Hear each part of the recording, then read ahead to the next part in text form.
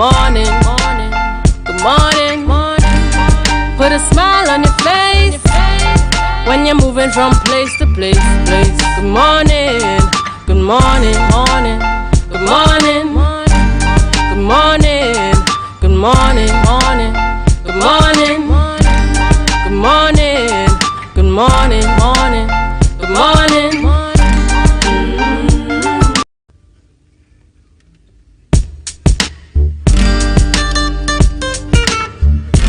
I just want the microphone, morning.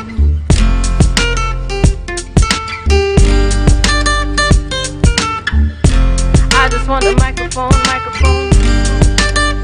morning. Take the mask off your face and look at me face to face. Good morning, good morning, good morning. Put a smile on your face when you're moving from place to place. Good morning, good morning, good morning. This world is getting so cold. I wanna keep running like a soldier.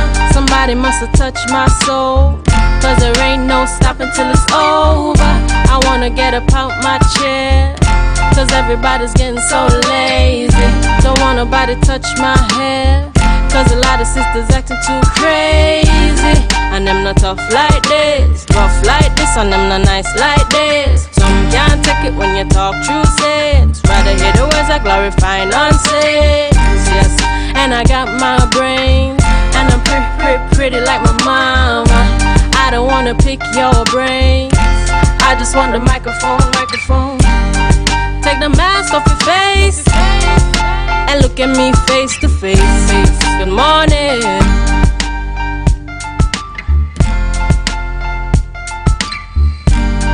Put a smile on your face when you're moving from place to place. Good morning, good morning, good morning.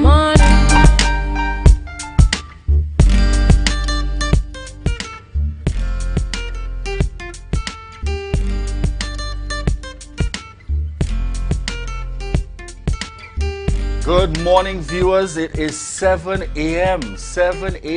and this is the Tobago Updates morning show coming to you here live from the Port Mall in Scarborough. As we continue to give God thanks for life, I am Julian Skeet. And I am Natalie Seeley Richardson, wishing our listeners and our viewers a pleasant good morning. So, Julian, it's Friday. I know, and it's that kind of day that Rhea would be so excited because she's going into the holidays. Good morning. Yes, folks, it's Friday. It's the last day of the week, and we are in that energetic celebration mode. And I want us to go back to that for a full screenshot there in terms of the background. Yes. This morning. Showing the Shore Park complex there, the 60th anniversary and so on, really getting the full effect. And this morning, this background is courtesy that Scott's Photography. Yes. Scott's Photography out there, we want to send out our commendations. And we would have had even yesterday in terms of our imaging as well, background, again in keeping with the Independence lineup, courtesy Leandro Nori. So indeed, really showcasing that talent here in our Tobago space. Isn't it beautiful? Isn't it wonderful? Yes. Coupled And Tobago with a Friday. is full of talent. We're not short of it at all. Yes, Julian. and Natalie, this is also the Friday before. There's the effects now in terms of the fireworks. And this is Leandro Nori. Giving us again, capturing the moment. I just can't seem to ever get it right when I do a still shot of fireworks. So I kind of stick to videos. You'll have to check in with the professionals, Julian, and get some tips. I know, most definitely. And this is also the Friday, Natalie, before parents get back into that full preparation mode. Oh, Natalie, boy. do you know what that is like? Oh boy, I know it all too well. Parents, are we all. ready? Are we ready? Special shout outs out there to the moms that are really exceptional and go the extra mile in ensuring our children are ready. And all the dads that continue to ably support. Yes, I'm in that lineup, ably supporting. All right. This morning, we want to remind persons as well, in keeping with the hype of 60. Actually, I'm all excited Yes. about the walkathon that is carded for tomorrow. Red, white, and black. It takes place tomorrow. And this walkathon is being hosted by the Tobago House of Assembly, the Division of Community Development, Youth Development and Sport. And yes, it says it there quite clearly, red, white and black walkathon and breakfast. And just to make it very clear, the registration and breakfast is free. Okay. Breakfast is provided free at the end of the walk to all our participants, and it goes from Dwight York Stadium to the Shore Park Complex, and that is tomorrow, Saturday, 3rd September from 5:30 a.m. Let's come out and show our national pride. Red, white and black. You can wear anything red, white and black, and there will be individual and group prizes as well. Julian, can we look forward to you completing that walk tomorrow morning? Yes, I'll be on that walk. But I did say completing. In the morning. Well, you see, I'll be on that walk, which is most important. I'll be there at the start, and by the good graces of the God, we'll see you at the end. Yes. But I'm sure I will be along the pathway with that walk, and I even see our very young producer here, Jude and Joe, saying I'll be on that walk as well, cameramen in the mix, and you know, it's good that they are ready for that kind of walk and most energy. Definitely. Yes. Yeah, And they're some young rest and time. able, right? Yeah, very young and go able ahead, and capable indeed. So we're really looking forward and encouraging persons in terms of their participation. A number of activities happening, and then after this Saturday, you head straight on in. There's another major activity taking place on the 60th anniversary calendar next week, Saturday the 10th, and that's the mega concert. So we look forward to these activities as we continue to celebrate our 60th anniversary here in Trinidad and Tobago. Viewers, at this point, we head on over to news in 90 seconds. Thank you, Julian and Natalie. I am Candice Jackson, and here is your news in 90 seconds for Friday, 2nd August 2022. Tobago's long-standing track coach, Colin Mark, and sports administrator, Theophilus Trim, has been inducted into the Secondary Schools Track and Field Association Hall of Fame. Track Mark and Trim received awards at a ceremony held by the association at the Central Bank Auditorium on Tuesday. Mark, a former athlete, was recognized for his sterling contribution over the years coaching primary and secondary school students, as well as officiating and coordinating secondary school championships. He was recognized for making events successful over the years. Meanwhile, the Division of Education, Research and Technology will be hosting a press conference later today to address issues raised by Tutors Tobago officer Braden Roberts. This was revealed by Assistant Secretary Orlando Kerr. In an interview on Tobago Updates on Wednesday, Roberts claimed that the school repairs only began last week. He accused Education Secretary Zorisha Hackett of not responding to correspondence from Tutor, and he said he is disappointed in the way that Hackett and Kerr, both former teachers, are treated with matters regarding preparation for the new school term. And now nationally, President of the Joint Trade Union Movement, Ansel Roger, accused Prime Minister Dr. Keith Rowley of defamation. On social media on Monday, Dr. Rowley claimed that Roger rallied scrap iron dealers to block the highways with debris in protest of a 6-month ban on the exportation of scrap metals from the country. Although Roger supports the scrap iron dealers' position, he claims that JTUM did not instruct them on the type of protest action they should take. As a result, Roger stated that his legal counsel is considering filing a lawsuit against Dr. Rowley for the defamatory statements. And that was your news in 90 seconds. It is back to you, Julian and Natalie. Thank you so much there, Candice, for our news in 90 seconds. And Natalie, what do we also have happening today in this space as we continue to celebrate 60 here in Tobago, specifically recognizing our 60th anniversary Trinidad and Tobago independence? Well, today we head on to Buku, Julian. Of course, it is Friday, and they play on the word Friday, F-R-Y-D-A-Y. It's Fish Friday lunch. So to all of our fish lovers, and you know when you're in Tobago, you must love fish.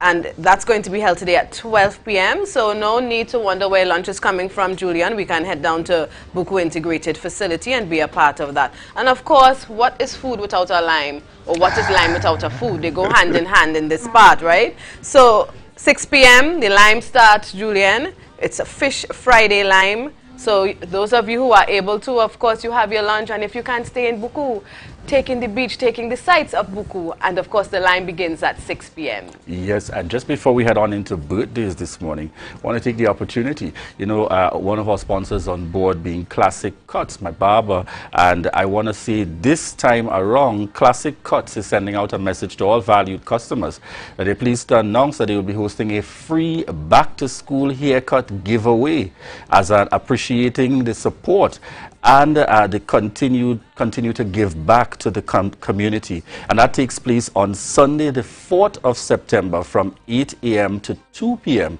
Children under 12 can come in and receive free haircuts. And they'll also be serving light refreshments for the children, not the parents, for the children. All right? And this will be a walk-in service, first come, first serve. So Classic Cuts by Aquilon. Sunday, 4th September from 8 a.m. to 2 p.m. Children 12 and under, and this is his way of giving back. And we want to say kudos and congratulations, and we look forward to other barbers and those in the industry providing similar support, Natalie, as we prepare for our students to head back out on Monday, the 5th, the start of the new school And we know term. how important a fresh cut is for the boys indeed, for Monday indeed, morning. Indeed. So we head on into our birthday celebrations this morning. Happy birthday to Jason Williams. So, of course, it's always grand to celebrate life, Julian. And Jason is celebrating today. All right, and we head on over on screen with us now is Glenn Joseph. So we're sending a happy birthday shout-outs going out to Glenn Joseph. Rodney Craig is also celebrating his birthday today. And, of course, from the Tobago Updates family, Rodney, we wish you all the best. Sending birthday shout-outs to Marlene Payne. Marlene Payne out there, very good colleague and sister there at Scarborough Methodist. Grew up with her like a mom, man. She and my mom, very close relations. Want to wish you a happy birthday, Marlene Payne. And that's also the mom of our very own Keishon Julian. All right. And we have on screen with us, the very energetic Dr. Renee Alfred. Yes. So we're taking the time out to wish a happy birthday to Dr. Renee Alfred. We trust that you have an enjoyable day. And that's a very special couple there, Julian. I know that you would do a good job giving them this greeting for their anniversary. All right, sending anniversary greetings out to Kelvin and Bernice Camino. And I met Mr. Kelvin Camino, I think, just about within the last few months or a year or two. Very engaging gentleman, and I'm happy to know that he has chosen Tobago, and this seems to be a snapshot of the days gone by, because they are actually celebrating their 50-year anniversary, and big commendations indeed. And that's the honeymoon photo there. In Tobago, the honeymoon photo in Tobago. Yes, 50 years ago. Next time I connect with him in Trinidad when we are at a board meeting, I have to say, I know you're spending this much time in Tobago, man. And he's also a big fan of GMT, and in particular, he joins the fan club with the energetic Candice. Yes. All right, our very own Candice Jackson. All right, so we want to wish you a happy anniversary to Kelvin and Bernice Camino out there coming from the Tobago Updates family. All right, viewers, at this point we give you an idea what's on our rundown this morning, and we head on over to Natalie with that. And of course, viewers and listeners, we start off our conversation with Assemblyman Trevor James, Secretary in the Division of Infrastructure, Quarries and Urban Development. And we will be talking about the airport expansion and the North Side Road repairs. All right, this morning we'll also be chatting with Josanne Kwamina. And Josanne Kwamina is a community dietitian and of the nutrition unit at the TRHA. And we'll be speaking about back to school and healthy eating. Yes, students. Oh, what a challenge. After that July, August of enjoying anything to eat, we're back to the importance of healthy eating. All right, so we'll be chatting with Josanne Kwamina. And Ray Marie graces us with her presence, for those of you who are very familiar with that name, singer and songwriter. And it's all about Falling, the single and video release. So something to stay tuned into, of course, Julian. The action is right here. Yes, yes, yes. Energy, energy indeed. And this morning, let me also take the opportunity to send a happy anniversary greetings and happy 16th anniversary. And that would be to Simone and Dion Briggs. Dion and Simone Briggs, we want to wish you a happy, happy anniversary. Coming from the Tobago Updates family, we trust that you have an enjoyable celebration. All right. So at this point, viewers, we want to thank you so much, those of you joining us via TV, that's Gael, as well as M&E TV, those connecting with us via Smash Radio, those on Street 91.9 FM, and those of you joining us online. We want to thank you so much for the continued love and support, and thank you for choosing the Tobago Updates morning show. Viewers, this is your opportunity to share the live, share the live, share the live.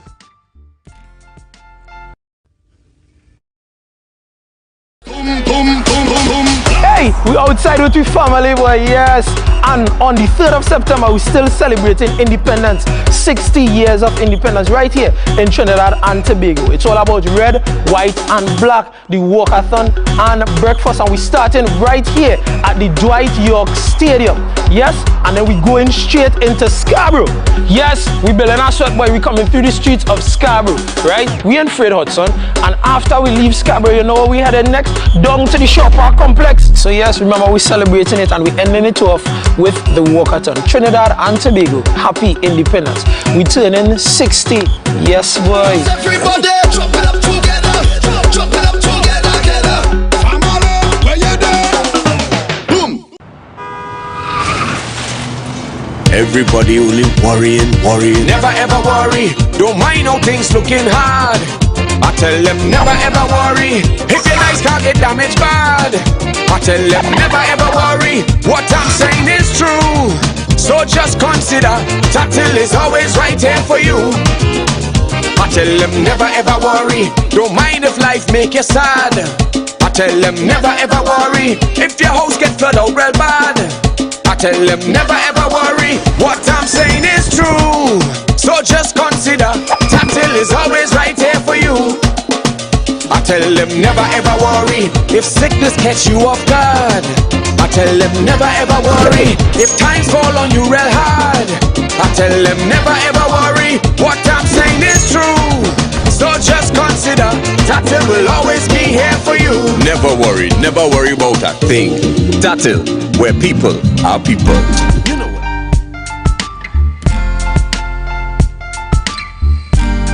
Put a smile on your face when you're moving from place to place. Good morning. Good morning. Good morning, viewers. It's 7:14 a.m. and welcome back to the Tobago Updates morning show. As we continue in this segment, we will be chatting with Assemblyman Trevor James, as Secretary with responsibility for the Division of Infrastructure, Quarries and Urban Development. Good morning to you, Secretary James. Morning, Julian. Happy to be here. Good morning to your listeners, wherever they are. All right, excellent. Good to have you on as we chat about some real-time happenings within the responsibility of your division. First, we begin with the topic in terms of the North Side Road repairs. A little earlier in this week, we saw a release come out in relation to some challenges in the roadway and the roadway being closed off. I think it is, my information is from 6 p.m. on August the 30th. Can you give us some updates in relation to what is anticipated for the period of work and how things are progressing? Julian, things are progressing nicely. Our staff have been on the site, night and day for a couple of days. They're on site during the day yesterday. We had hoped that by Sunday we would have had at least one lane passable cutting into the bank. However, there are some challenges with the cut, and we're hoping to maybe by Monday or Tuesday for that to happen. We are still probably hopeful that maybe we can define the old road with some concrete barriers and hopefully one lane vehicles, cars only passing for the school reopening on Monday. But we'll see how that goes. These disasters we are seeing is a consequence of a lack of attendance over the years, and we have more to happen, I believe. If you come along Northside Road in Runnymede, in Moriah, there have been areas next to the silk cotton tree as well, just after the silk cotton tree, that have been sinking for years and left unattended. So we have a lot of work to do in Tobago. In order to assist with the movement of traffic in and out of Palatove and Castara, we are hoping to fill in that road on the north side road from Roxborough to Palatove. That is also failing. That's another disaster waiting to happen. But we're hoping to fix that area by the bridge, by that wall, and hopefully we can have a little smoother traffic over the next couple of weeks to assist with the increased load on that road and prevent possible failure in that location. So today, tomorrow, over the weekend, we're going to fill in that little gap that is there, starting this afternoon, hopefully, and prepare that road for increased traffic over the next couple of weeks to support our residents in Castara, Palatove. But we are really hopeful come Monday that we'll have one lane car traffic on the existing road after we have cut off the slide and we're able to see exactly what's going on below there, and hopefully that would happen by Sunday night. Secretary, tell me something. Based on the challenge that we are seeing here, yes, happening in terms of the natural situation, but in some way, form, or fashion, would we be looking into what is a general maintenance of our road network in areas where we can probably, anticipate some of these challenges in going forward? Absolutely. Our engineers have been doing that since we came to the division. But all of these things, Julian, need a greater budget for Tobago. These infrastructural challenges depend on the budget that we have. And maybe that's one of the reasons why over the years, the past regime were not able to attend to them. But we cannot run a division, run an infrastructure development and maintenance program in Tobago on $100 million. We just can't. And we are talking about development programs for an entire year, for an entire country of Tobago, with $250-300 million. We're talking one road in Trinidad that is $4-5 billion. So you understand why it is, we put out the budget that we put out, because the dynamics just can't happen with the budgetary allocation that we have. And we have the resources in Tobago that rightfully belong to Tobago that should give us a better share of the budget. All right. As we look at the other area in terms of regarding the airport expansion project that's taking place down there, we saw where we would have had a situation taking place, the evacuation of persons down on that end, and then there would have been a halt with regards to it. At first it was being indicated that there was an injunction to slow the process. Then the judiciary came out and made statements and indicating that there was no injunction and so on. Can you give us an update in terms of that situation regarding the residents down there that are still challenged by the planned airport expansion project? Julian and Tobago, this is a very vexatious issue. We have to understand the history that is Tobago and Trinidad. We had an airport being built in Piaco. We had squatters living in the area. We had the government build a whole development in Oropoon and place them there before they built the airport. Squatters. We have the same thing happening now in San Fernando on the wharf, where the government is moving people away, building homes for them first. We have residents in Tobago, landowners, where the government deliberately disenfranchising Tobagonians by moving them away, giving them pittance for valuation and putting them on the breadline. We have the government starting a project to provide lands for these same people. 3 years to do a development. 3 years. We have come into office, still made it incomplete. A contractor who has not worked on the site since last year. This is what we have inherited. And we, the PDP THA, will continue to do all in our power to support the residents in Crown Point in that area. We've requested from my division meetings with the NIDCO. They have refused. We've requested meetings with the Ministry of Finance through the PS. They have also refused to discuss this matter. We have the vexatious issue a couple of weeks back where non-Trinidad and Tobago citizens effectively were attempting to put out Tobagonians from their property.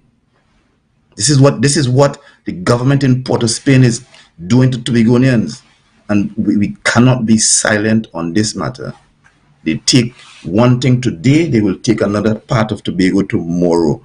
This has to stop. We in the THA, we in Tobago, we are the major stakeholder in this project, and we've been disrespected and continue to be disrespected by a state agency that is controlled by the Ministry of Works.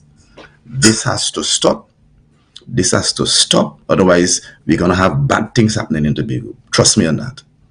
Secretary, just a few weeks ago, we would have had a minister and MP for Tobago, West Shamfa Kodjo, on, and she spoke to the area of while the government is treating with this aspect of the project for the airport expansion, it is the responsibility of the THA in terms of making arrangements for the residents specific to, I think it is Cove, as well as the other development there in Chauvin, in terms of indicating clearly it is the responsibility of the THA in terms of putting those arrangements in place.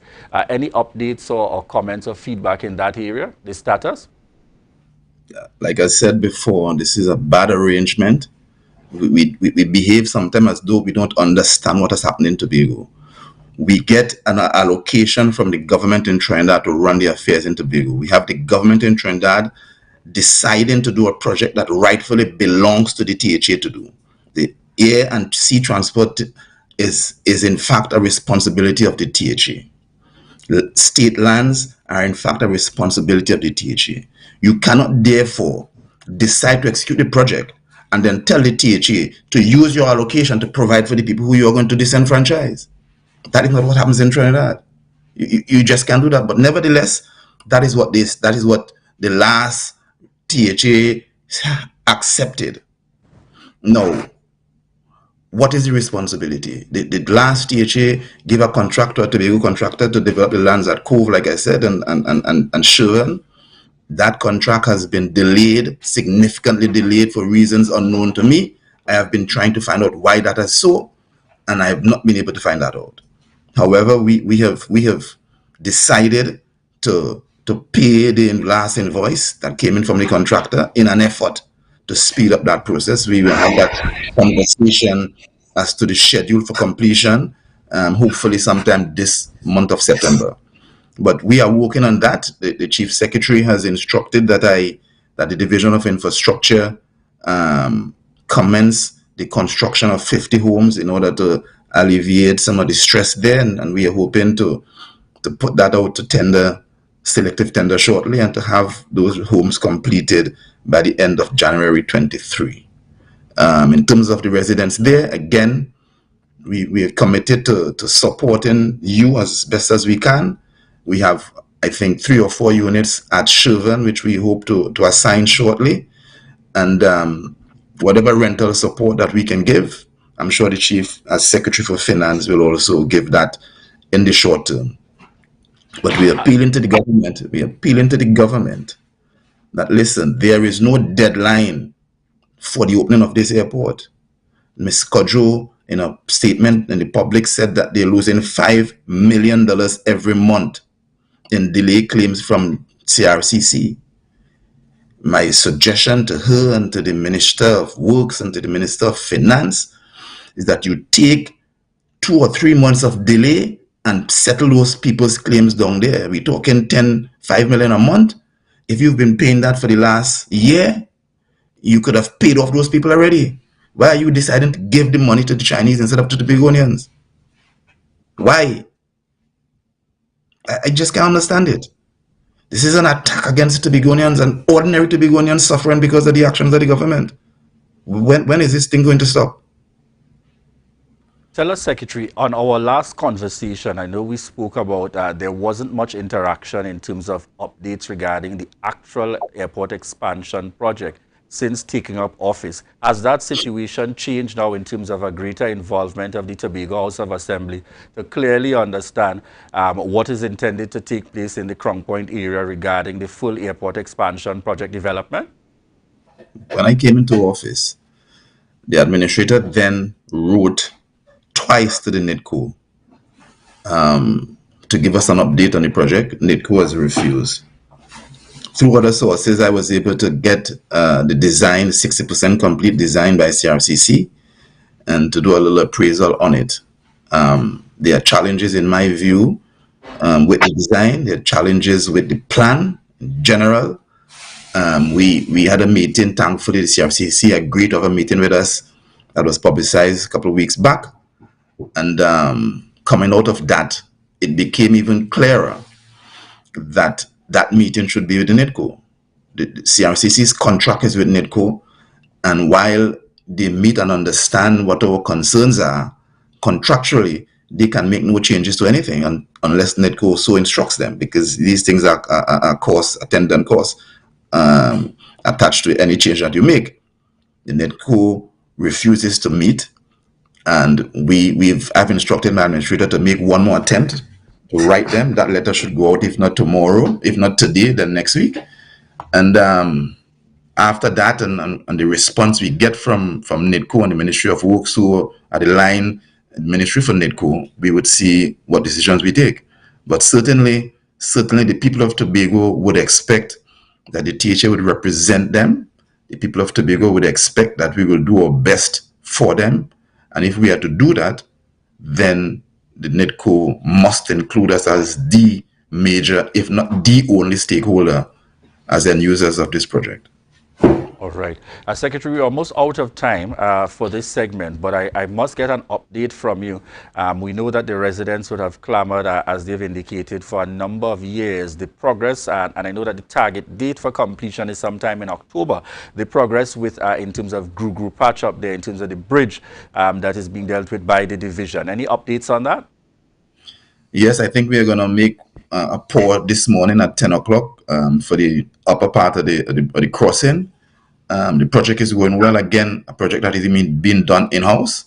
There were some design challenges and so on that need to be overcome, but we are progressing there nicely, and hopefully the people there would have that crossing end of October. All right. Excellent. Any other major projects that we should get updates on, Secretary? Well, we have an intention to construct a couple roads in preparation for the influx for Carnival. We are trying to do a bypass from where Apex is, coming through Friendship onto Cove, because we expect that there will be a lot of traffic, a lot of people parading around Milford Road into Canaan, Crown Point, Bonaccord. We're also trying to do one on the other side of that road from Milford Court, coming through behind the playing field up to what is that road now? Shilford? No, not Shilford. Golden Grove Road. Golden Grove, right. And so we have the chief has given me some very short timelines which to execute, and we're hoping that we can do that. We're also looking at one from Lamy going up to behind the hospital over to Station Hill to see how we can upgrade that road just in case there's a trauma for Carnival. So, given that the hospital is on that side of the road, so we'll have access from Argyle coming through to the hospital, and from 10 Chains coming down to the hospital as well, and bypass that main road where that Juve and all the revelry will take place. So we have a plan also to open that road from RC coming straight across to Sangsers Hill into Dutch Fort. We're hoping to do these 4 projects before Carnival, so we have a major task on our hands at the division that I think we're up for the challenge.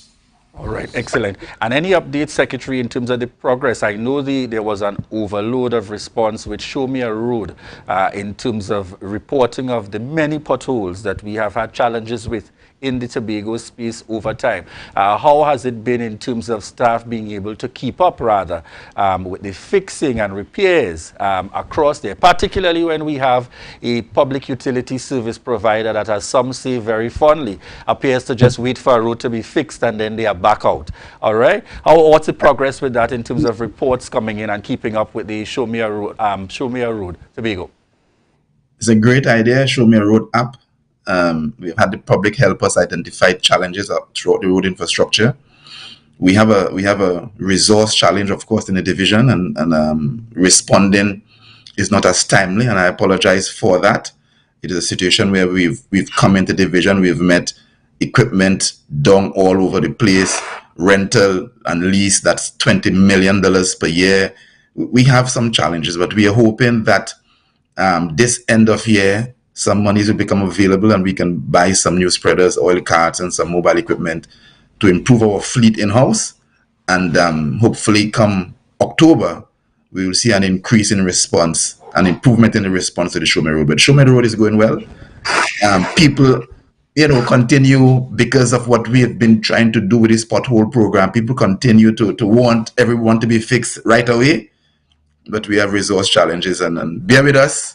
All the holes are going to be repaired in due course. We have some design challenges for hot mix and stuff, which we are trying to sort out as well.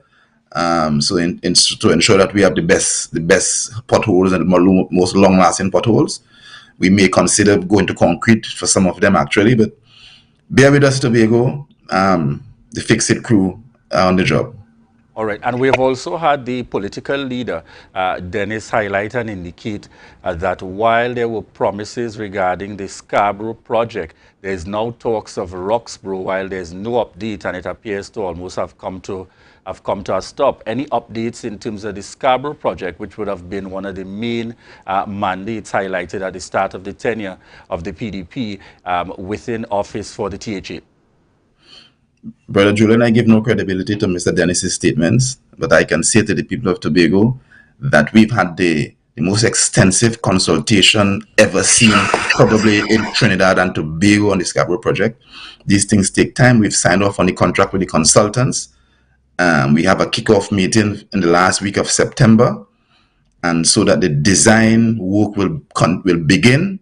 We have had several proposals to move a cruise ship complex into Scarborough from 3 or 4 people who want to build that for us, design, build, finance. And so things are going to move, things are going to jump ahead quickly in the first quarter of this fiscal coming and in the new year. So these things take time to structure, to organize, to contract. And I think the people of Tobago generally expect that we will deliver, and I'm sure that we will. All right, and I have to drop in this urgent one, Secretary. One of our viewers is asking about what is the age-old challenge of that road in Smithfield in front of, I think it is Rapid Response and by TRHA there. We seem to be facing that challenge for years. What's the situation with that in terms of being able to find a solution? We have a contract out. I think that contract should be awarded next week. It is on the desk of the administrator for sign-off. The evaluation of the tenders were done, and that report is on his desk to be signed off hopefully today or next week. That is out. I think the contract involves a geotechnical study to determine what the design would be, and we hope that we can solve that problem, before the end of the year. All right. Thank you very much there again, Secretary. Well, we are out of time, but thank you so much for connecting with us and providing us with a number of updates in relation to infrastructure and the happenings here on the island of Tobago. All right, viewers, at this point, we prepare to head on out.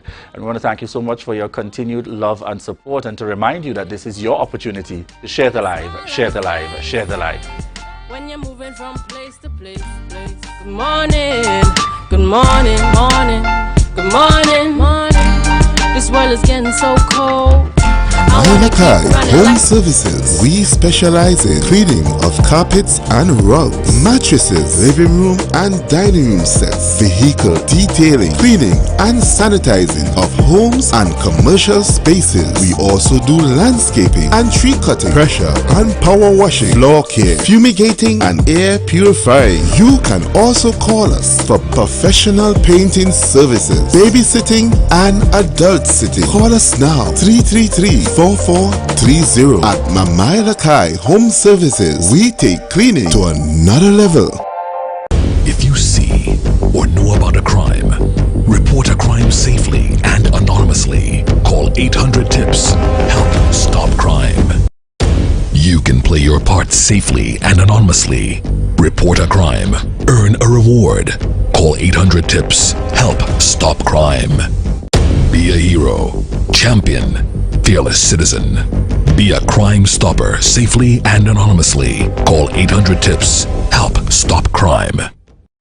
Excel Spa by Haley, where our highly trained staff are ready to deliver the top-class services in facial massages, waxing, nail enhancement and body treatment. We are ideally located at Coco Avenue, Susurlands, Tobago. You can find us on Instagram, Facebook, TripAdvisor, or you can call us on 730-0149. Exhale Spa by Haley. Relax, renew, and rejuvenate.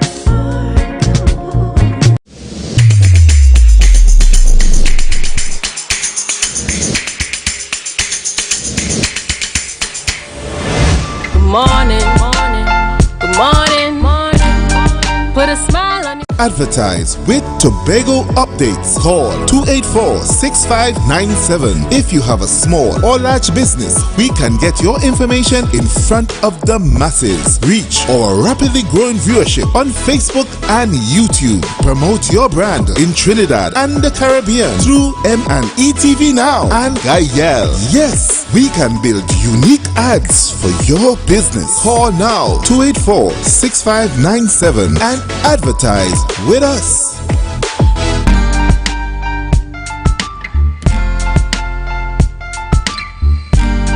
Put a smile on your face when you're moving from place to place. Good morning, good morning, morning, good morning, morning. Welcome back, viewers and listeners. You are viewing the morning show on Tobago Updates, and of course, we are delighted you have decided to stay with us, and we continue our very exciting and informative conversations with our guests. Before we head on to our guest, Josanne, I just want to shout out Indian King 25. That's a handle on our YouTube live. Indian King 25. He's viewing from Trinidad. He or she, we're not sure of the gender, right? Or maybe it's a male because it's Indian King. And he wants to shout out his neighbor, Dexter Rahim. And it's a very funny note from Indian King 25. Happy birthday to Dexter Rahim. He is 100% of 50 years old. And he is my neighbor. So you all continue to have fun. And we wish your neighbor a very good and happy birthday. So we're coming right back to our guest this morning, Josanne Kwamina, who is the community dietitian from the nutrition unit of the Regional Health Authority here in Tobago. And very interesting, Josanne, we are going to be speaking about back to school healthy eating. Now, before you came on set, I was saying that I am one of those who I think I'm guilty in terms of giving my boys a little more junk food than they would usually have because it's holidays. So you're out on the road, you're doing activities, so you just stop and get lunch somewhere. But Monday morning, we're heading back out to school. So tell us how important healthy eating is for our students. Okay, good morning, everybody. Good morning to the viewers. Thank you for having me. Well, healthy eating is very important, right? So with children, you want to make sure they have a variety of foods coming from the 6 food groups, the Caribbean food 6 food groups, which are staples, fats and oils, fruits, vegetables, food from animals, as well as legumes and nuts. Reason being because these foods provides them with the essential nutrients necessary for growth, development, and learning.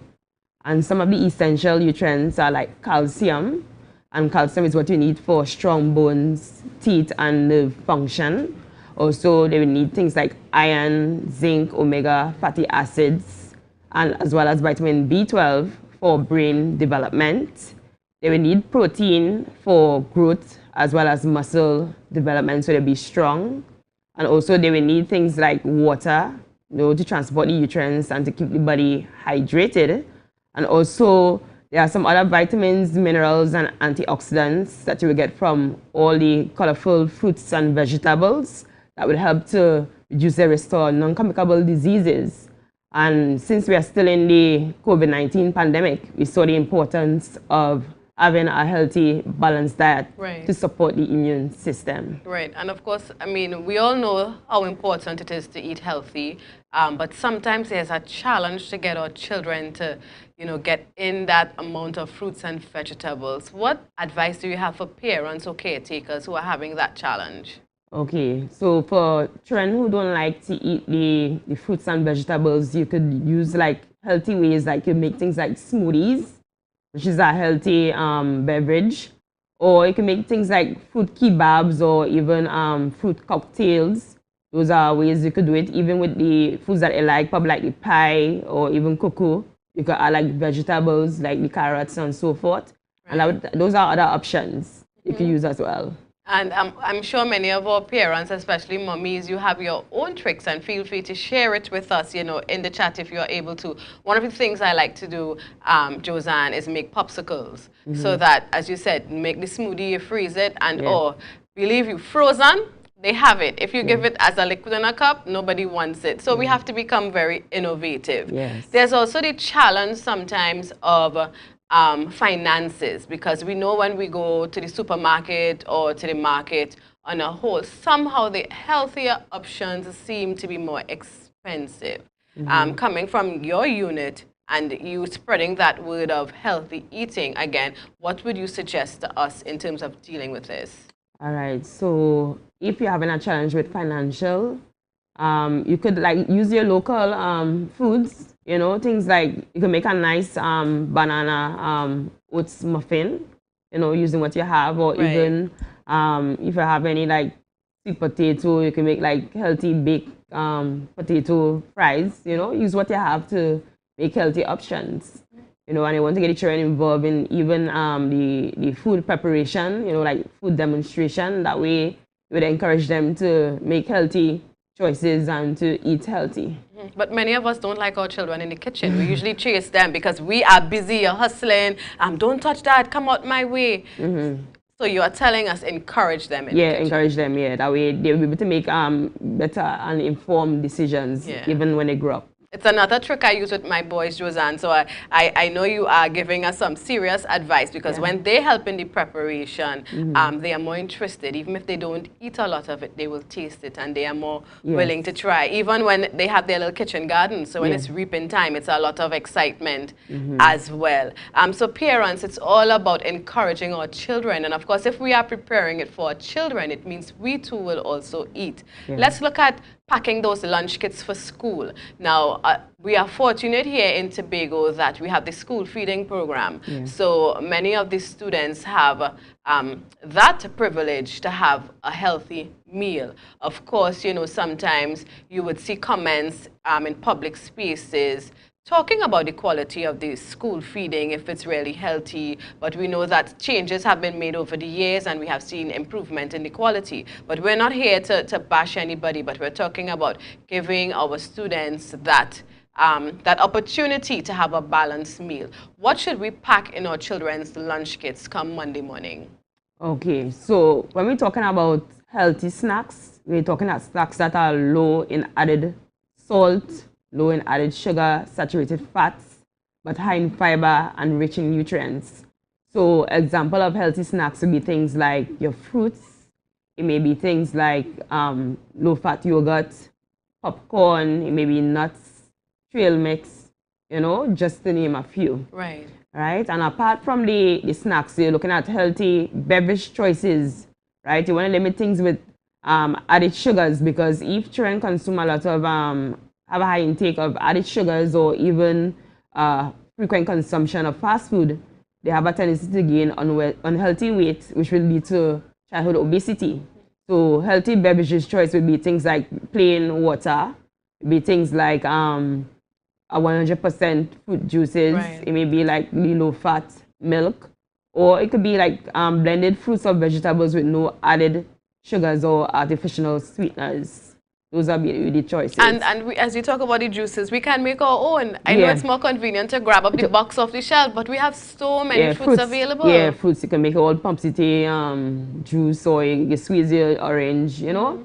Make use of your local fruits. Right, and it's also exposing the children to what we have here, because I remember being in a certain place and you're talking about fruits, so identifying, and the children have no idea what the local fruits are. They know what they see coming out from, you know, the television, the foreign fruits, and many of us, we are guilty of exposing our children just to the foreign fruits when we buy it in the supermarket. Yes, yes, and you even mentioned some with school feeding. Well, the community nutrition unit, they work closely with the school nutrition program to ensure that children have adequate and well-balanced meals, right? And for breakfast, a quarter of the recommended dietary allowance of the nutrients is comes for the breakfast, Right. and a third of the recommended dietary allowance of the nutrients come for the lunch. Okay. While the remaining will come from the foods that are prepared from home. Right. So ensure that. So for our viewers and listeners who may not be familiar,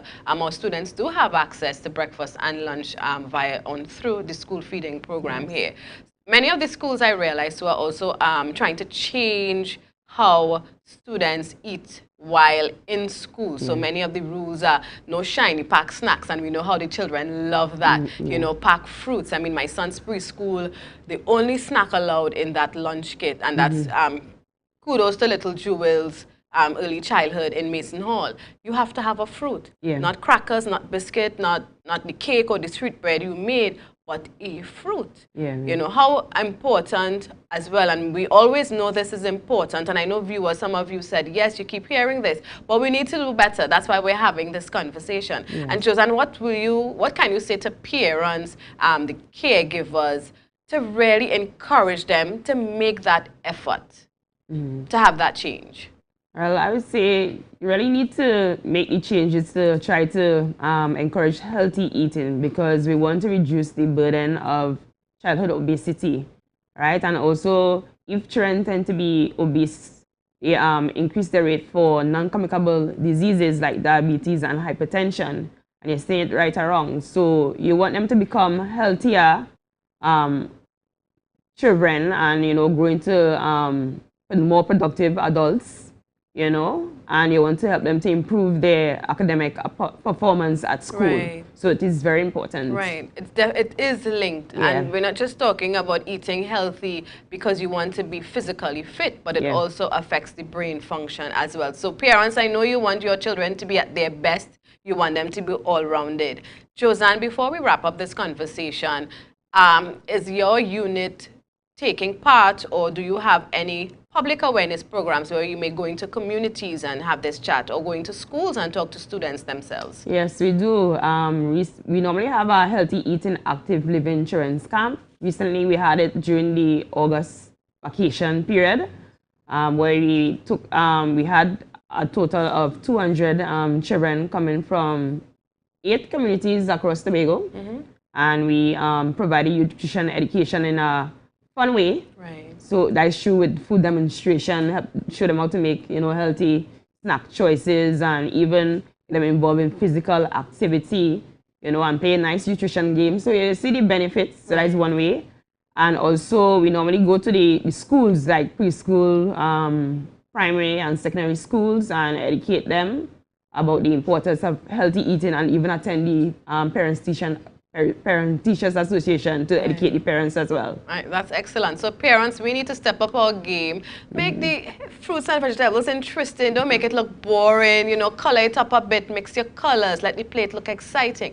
We're talking about children. We want to encourage them to have fun while eating, because it is beneficial. And we want to teach them even from as early as possible to have healthy choices. So Josanne, I don't know if there's any other information you want to share as we come to a close. Well, just try your best to encourage the healthy eating, and we want everybody to be healthy, basically. Right. It goes a long way. When you are ill, the hospital bill, the medical bills are quite high. So let's all get on board healthy eating, and let's really make this a good experience for our children. Don't run them out the kitchen anymore. Get them involved, all right? Do a little project. You don't have to have a big space. Buy a little flower pot, plant some cucumbers, something, right? And we know we love to eat chow as well. So you have plenty of fruits and vegetables, cut it up. Not too much salt. Remember, Josanne told us, watch the salt, right? Watch your sugar as well. And let's just really get ready for Monday morning, parents. It's not just the school books, it's not just the uniform, but it is about the foods we prepare for our children so that they continue to grow healthy. All right, so at this time, viewers and listeners, you are staying with us. We appreciate that. And as we say here, share the live, share the live, share the live.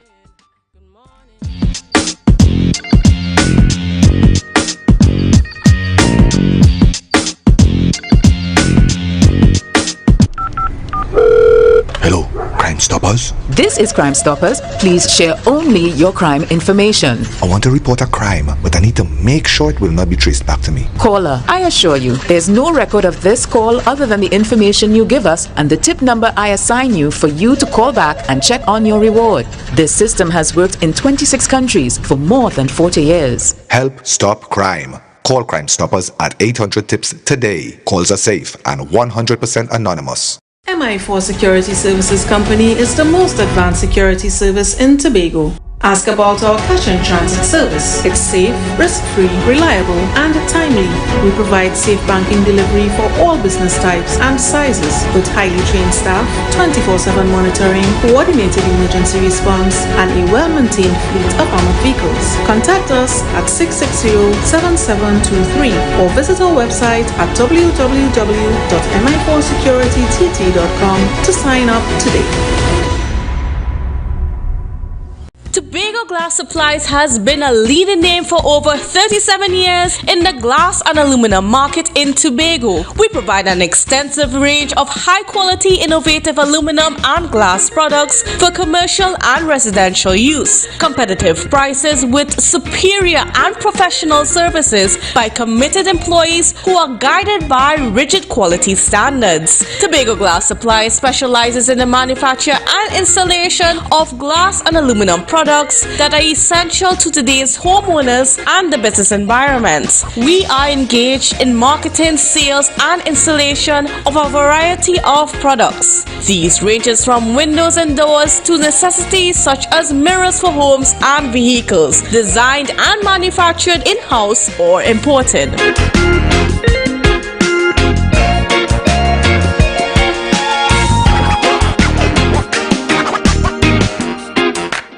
The best place to stay in Tobago is at Thorn's Place with rates starting as low as 200 TT. Call or WhatsApp 745-7306 or 682-8676. We are located uptown Scarborough, 5 minutes away from the port. Remember, at Thorn's Place, our aim is to make your stay safe and affordable.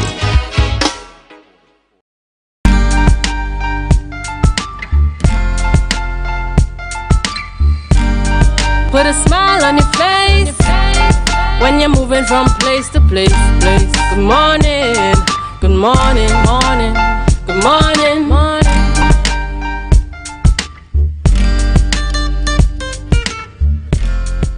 Good morning, viewers, and welcome back. It is 7:54 a.m. and this is the Tobago Updates morning show coming to you here live from the Port Mall in Scarborough. It's been a beautiful morning. It is Friday. It is Friday. Natalie, beautiful morning indeed.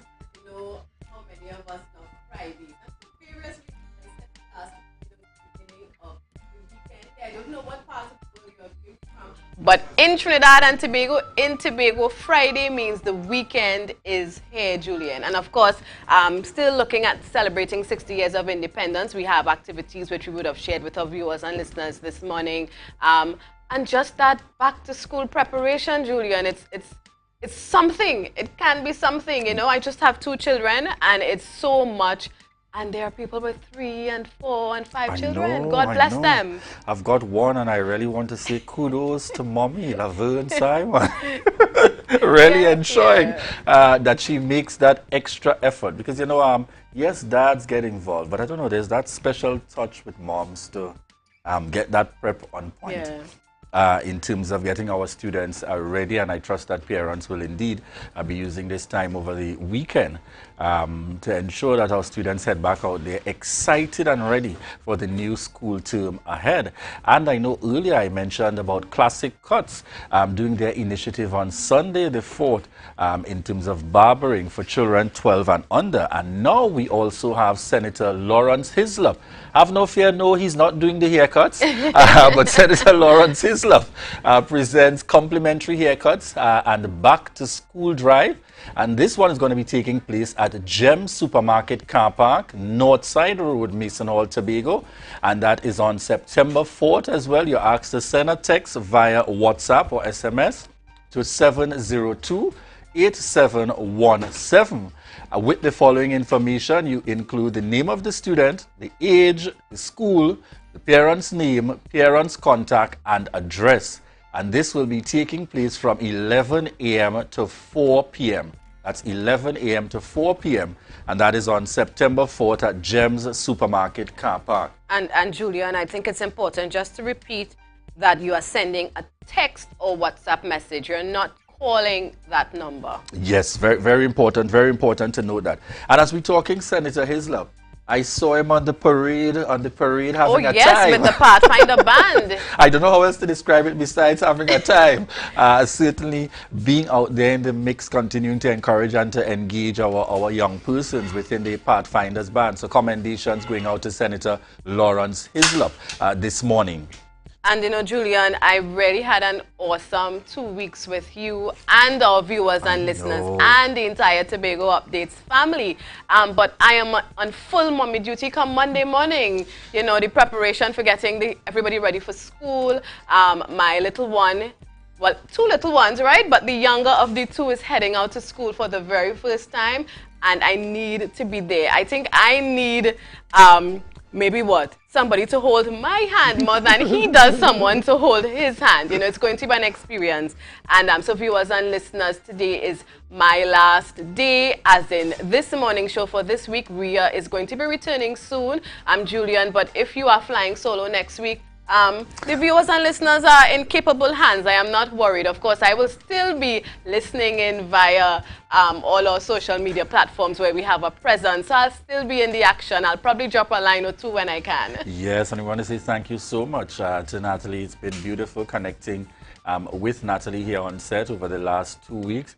And I know we should also have Rhea Richardson George back. Yes, folks, she's still out there enjoying her vacation time.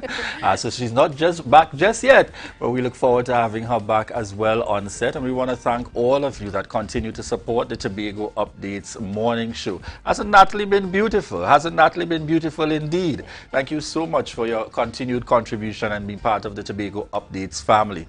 Viewers, I see we have a number of persons on the live. Very quickly as we look to wrap this morning, Marilyn Spence Jofield, Janelle Hackett, Alicia Samuel, Rhea Francis, Josanne James, Lyndon Lashley, Kuki Melville, Lisel James, Heather Cook. And we want to say thank you so much to each and every one of you for continuing to support the Tobago Updates morning show. Natalie, I would allow you to close before we head on out to Tobago Notes. And I'm just going to say, Julian, I'll miss you. You know, the morning is special when you can be with people who you feel comfortable with and you have that relationship with. So I'm going to miss you as well, Julian. We see each other from time to time. But not necessarily this time of the day. You know, so I'll still miss the little company. All right. And viewers and listeners, thank you so much for choosing to stay with us again, morning after morning, making us your #1. And remember, we are Tobago Updates, always bringing you exciting content and keeping you updated. Of course, we're not done yet. As I always say, we have GMT with Candace Jackson. So stay tuned. And as we always say, and I'll end on this note, share the live, share the live, share the live.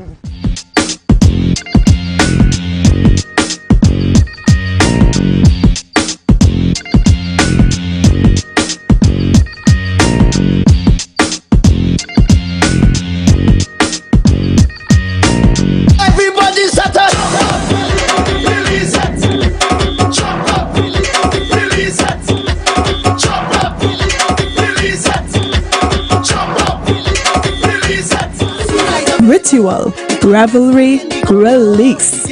Tobago's Carnival 2022 has been launched and it promises to be electrifying as traditional meets contemporary. It is time for centering, as it were, to affirm our magnetism in the form of a unique carnival expression. It is indeed our time to center ourselves and declare our identifiably Tobagonian stamp on the global calendar of festival events. The October Carnival festivities will reveal hidden treasures of our cultural soul and reshape the carnival experience as we know it. It will birth a new experience and a unique tourism product. Every cc of my garden, release. Breathe. The streets renew itself. Release. Give praise to bread. Give praise. Give praise to bread. Give praise. We talk about that beautiful heritage woman. She becomes more beautiful, pregnant with potential. Do we know what that baby looks like? That baby is Carnival 2022. That baby is being born on October 28th to October 30th, 2022. It's sweeter than honey, honey. It's richer than money. It's a couple miles to his sister. I thoroughly enjoyed the launch. I think that was very exciting, especially seeing T-Pack on stage once again. I enjoyed seeing the cultural and traditional aspects of Tobago, as well as the revelry and the lovely carnival costumes that were there. So for Tobago Carnival, I'm expecting to see the same thing. I'm expecting to see a lot of outsiders come in to enjoy what we have. And hopefully it's an extension of Tobago Heritage Festival so that people can still experience what we have year long. We have our collab coming up with Dynasty Events. Dynasty, who did paint in the summer. We have something called Revel Road. I won't say copy, but a Tobago version of Bacchanal Road coming on October the 23rd. I expect Tobago's carnival to be an overwhelming success. It's the first carnival, and anything that is new there would be some problems, some teething problems, which would be quite obvious. But I see a lot of people in this space comparing to the Trinidad Carnival, which has been in existence for a very long time. And I think we just need to be patient and allow the festival to grow. On the 22nd of October, we will be having a party called Hideout. It's at 3 a.m. to 11 a.m. It's pretty much the start of the Carnival week. So we are going to start off the Carnival weekend with a blast.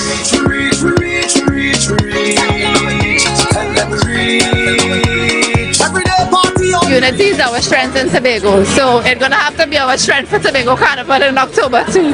But look out for Fog Angels. I don't want to give all you too much detail, but we have a big brand to look out for, international brand to look out for that I'm the designer for, and then my own personal elite section in Fog Angels, first time ever. Arcadia is the band that we expect to put out a premium experience, and when we say premium, I mean the real Tobago experience, that a person must come, they can enjoy Tobago, enjoy what Tobago has to offer, quality of food, full works. The fog is coming. The fog is coming. Cause the carnival sweet like Tobago, the condensed milk in the cocoa. All the girls they hot like Rambo and bad like Rambo. Right now they winding down. Hey, the carnival sweet like Tobago. Raise up on the seats. We are celebrating Carnival at Tobago. It's sweeter than honey, honey. It's richer than... That was a production of the Department of Information, Office of the Chief Secretary, Tobago House of Assembly. Yeah. Hey. Tobago updates. Good morning, Tobago. Wake up with Candace and Denise. Let's go. It's a brand new morning. Rise up to a brand new dawning. As the passion start to rise, the energy fill the skies. I say thanks for favor to wake up and hear me neighbor. 60,000 people strong, and the vibes is never wrong. We are beauty, we are power, we are people in the sun. We are beaches, we are rivers, we are melanated ones. Welcome to Good Morning Tobago on Tobago Updates, your source for current affairs in Tobago, Trinidad and the region. With a perfect conversation to complement your morning routine, I am Candace Jackson, and let's get started with the news in 90 seconds. Tobago's long-standing track coach, Colin Mark, and sports administrator, Theophilus Trim, has been inducted into the Secondary Schools Track and Field Association Hall of Fame. Mark and Trim received awards at a ceremony held by the association at the Central Bank Auditorium in Trinidad on Tuesday. Mark, a former athlete, was recognized for his sterling contribution over the years coaching primary and secondary school students, as well as officiating and coordinating the secondary school championships. He was recognized for making events successful over the years. Meanwhile, the Division of Education, Research and Technology will be hosting a press conference later today to address issues raised by tutors Tobago officer Braden Roberts. This was revealed by Assistant Secretary Orlando Kerr. In an interview with Tobago Updates on Wednesday, when Roberts claimed that school repairs only began last week. He accused the Education Secretary, Zorisha Hackett, of not responding to correspondence from tutor, and he said that he is disappointed in the way that Hackett and Kerr, both former teachers, are treating matters regarding the preparation for the new school term. And now from Trinidad, President of the Joint Trade Union Movement, Answer Roger, accused Prime Minister Dr. Keith Rowley of defamation. On social media on Monday, Dr. Rowley claimed that Roger rallied scrap iron dealers to block highways with debris in protest of the 6-month ban of the export of scrap metals from the country. Although Roger supports the scrap iron dealers' position, he claims that JTM did not instruct them on the type of protest action they should take. As a result, Roger stated that his legal counsel is considering filing a lawsuit against Dr. Rowley for the defamatory statements. And that was the news in 90 seconds. And before we get into the heat of things today, I would just like to give a quick shout out to Bernice and Kelvin Camino. And of course, they have been celebrating their 50th anniversary here in Tobago, and it's on tomorrow. 50 years, that's a wonderful achievement, and they are huge supporters of the GMT show. So I just want to send out a special greeting to you. Lots of love and lots of blessings, and hope you guys have 50 more years. So thank you for being here with us this morning. And on the program, we are going to be talking with Miss Penny Gomez, and she is the CEO of the Digital Foundation. And of course, you know, the Digital Foundation is celebrating 10 years in operation in Trinidad and Tobago. So good morning and welcome to you, Miss Gomez. How are you doing? Good morning, Candice. Good morning, Tobago. I am really good. I'm really good. So happy to be on with you. And it's so wonderful to hear you this morning with all your energy. All right, great. Yes, so let's get into the things. So Digital Foundation is celebrating 10 years. So what can you tell me about, you know, just being able to be around for the past 10 years doing charitable work throughout Trinidad and Tobago? Oh boy, it's been a dream. Can you imagine just getting someone else's money to spend and being able to just go do good with it? That is what essentially Dennis O'Brien, the chairman and founder of Digicel, has allowed us to do with his money. And he could have done so many things with it, but he said, you know what, wherever Digicel is, the communities around us should also thrive. So he's entrusted us with the money to go out into communities and really make a difference. And we have been active over the 10 years in Trinidad, but just as much in Tobago. And it's been, it's wonderful when we are in fact in Tobago. And as you mentioned Tobago, I wanted to share with us a little bit about what work has the Digital Foundation been able to do in Tobago. Well, you will see me referring to my phone because I thought I would have remembered the list, but it's such a long list that I had to, you know, make sure that I had the notes with me. So we have partnered with the Women of Substance and the Tobago Youth Council. We did what we call standing together with them during the time of COVID, where they refurbished their particular entities. So of course they are community organizations, and they wanted to make sure that they have spaces where they can engage with their particular publics. So under our EPIC, or Extraordinary Projects Impacting Communities, we did work with the Roxborough Police Youth Club for the expansion of the hydroponics greenhouse, the Charlottesville Police Youth Club, the development of a youth skills center, Pembroke Cultural Stars, that's the development of a seniors activity center, Women of Substance, again, there's Shangri-La, that's an empowerment center for vulnerable women. They created a space where the women can come, they can train while they are, you know, before they prepare to go back out into the world. There is even a hairdressing salon where they can come and they can work and acquire skills. Mount St. George Police Youth Club, we did upgrades to the clubhouse. Tabitha House, that is one of our current year anniversary 10th year projects. They are doing a transition home for vulnerable women.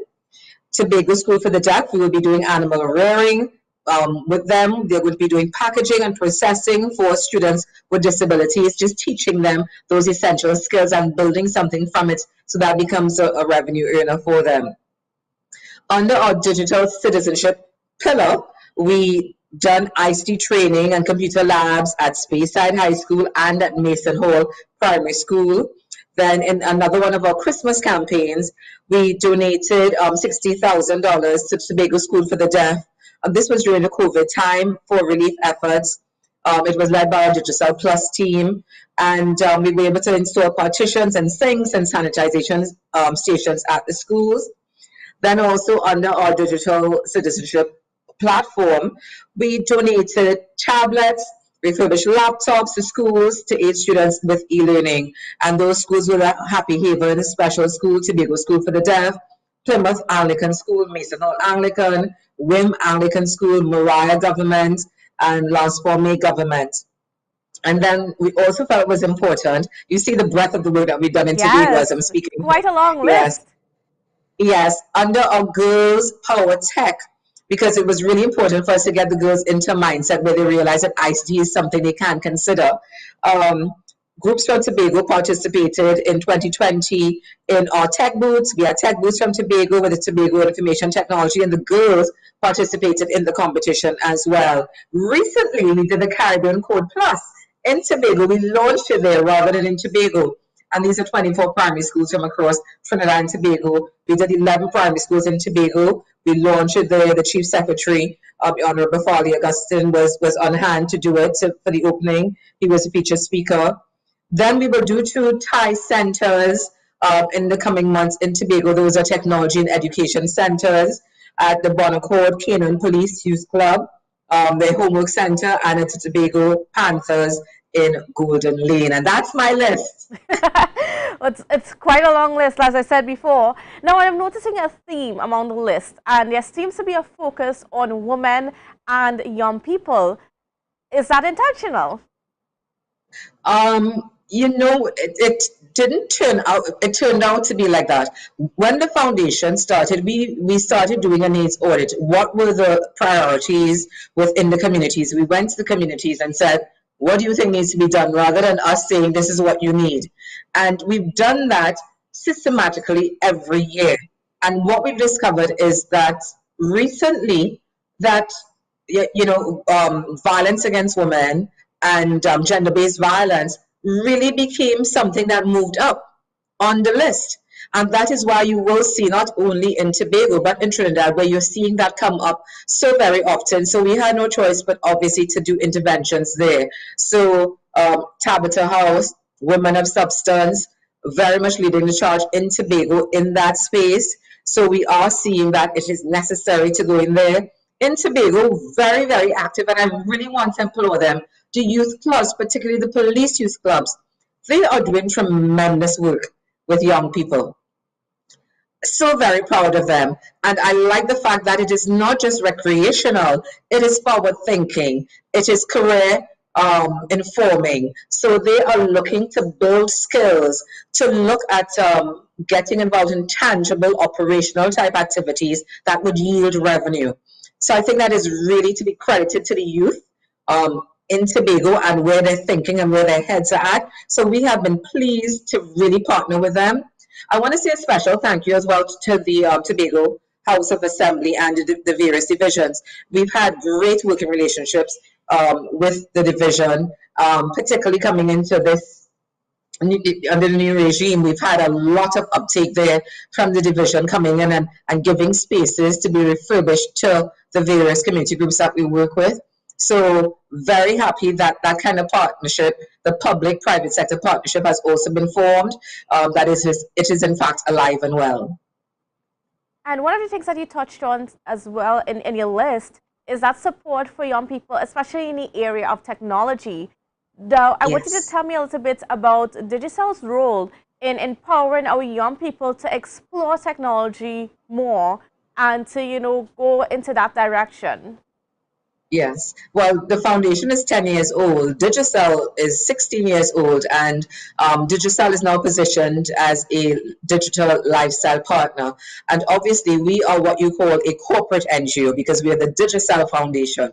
So it's important for us, and not only for us because of what we do and because who we aligned with, but when you look at what's happening in the world, if you are not preparing every single person to be a digital, what we call in our terminology in the foundation, a digital citizen, then you're going to run into problems. You're going to find that you can't operate because, you know, you're doing everything. You're ordering your shoes, your hair accessories, your groceries, everything that you need online. And apart from that, of course, if you're living like that, it means that there are people who have to work in that space. So we really want to equip everyone in every strata of society with the opportunity and with the skill set and with access to digitalization. So that's why the TIE centers are important, because the Technology and Education Centers, the one I mentioned at in Golden Lane and in Bonaccord, it's going to be important because it means anyone in the community can come into those centers during the operational hours. They can come and have access to the internet because we will be giving them free internet access via Digicel Plus as well. Come in and use the system, be able to use the facilities available. There'll be a printer there as well. They need to have something printed. So that is important for us, that they see that space as their own, that the community would do computer literacy classes. It is really something that people need to embrace. Apart from that, so that's a general community. Apart from that, we will be doing in our 10th anniversary, 10 innovation labs, innovation centers, and this is particularly in the area of special needs. So there will be the schools in Tobago, the special needs schools that will be able to benefit from this. And it means that even with that marginalized community, that they are going to benefit. It's really important for us that no one, because that's our mantra, creating a world where no one gets left behind, that persons with specialty, with special needs, with disabilities, that in fact they are, the possibilities are also open to them. And these innovation labs are going to be outfitted with state-of-the-art technology, everything from a VR center to obviously persons with disabilities, they need particular accessories. So it's everything from a foot mouse, because they may not be able to use a regular mouse. So it's what we call the JAWS, that's a screen reader where you see the words really big, and all the other accessories that they need so that they too can get into that space and they too can understand the need and get a skill set so that they become digital citizens. And when can we see these innovation labs, especially in Tobago, being opened? Well, we've just started. We just did our launch, our anniversary reception last Friday. So we've started. We are at the process of procurement now, and we expect that it will take over maybe about maximum 2 months to get rolled out. So we are expecting that before the end of the year, we will roll out as many of the innovation labs as we can. Some may go over into the new year. We're doing 10. Certainly something to look forward to. And as you mentioned, these innovation labs, the TIE, all these work that you guys are doing in the communities, especially with empowering young people in the areas of technology. What success stories are you able to share with us, especially coming out of Tobago, with some of the work that you have done? Success stories. I think every time we put our name to something, it is actually a success story. When we think of the work we've done over the years with the Tobago School for the Deaf, for instance, for the Caribbean Code Plus, Happy Haven, I believe it was, that was the very first school to take part in a coding camp for persons with disabilities. Wow. That was a significant achievement. Not even in Trinidad did we have a school doing it. But a lot of times you think that persons with disabilities are not able to do that. They actually excel in those areas. And we were so pleased that we were able to have them as part of that Caribbean Code Plus experience. When I think about the police youth clubs and the ones that we've done, like the aquaponics with over the years. For instance, one of them, Charlottesville, Roxborough, we've done work with them in the past, and this is the second time around that we're doing work with them. You see the fact that they're building on what we've done with them before. So they've gone from now aquaponics, now they want a greenhouse, something that's bigger and better. And we've seen those kind of upgrades where they're very progressive. So all of those are success stories for us. Women of Substance, we did the first standing together with them, where we gave them $50,000.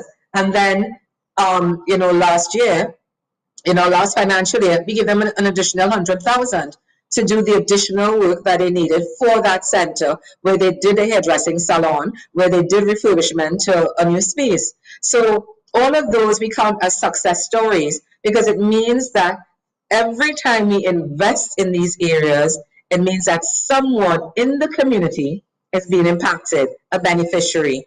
And if we can invest in just one person's life, it means that we are making a difference. So for that woman who came to Women of Substance because there was a particular adverse situation that she was in, that person is leaving more centered, having developed more personally, and leaving with a skill set. And for us, we count all of those as success stories under our belt.